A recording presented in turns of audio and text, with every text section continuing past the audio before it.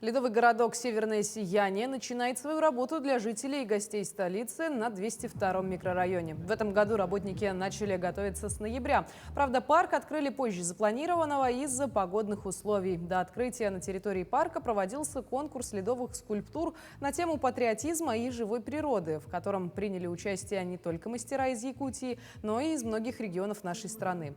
Гостей парка ждут знаменитые горки, ледяные чаши и лабиринты и множество других аттракционов.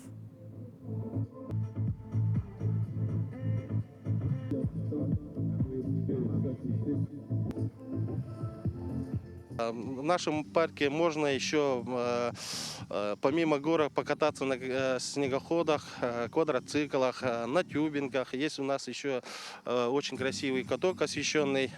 Можно покататься на банане.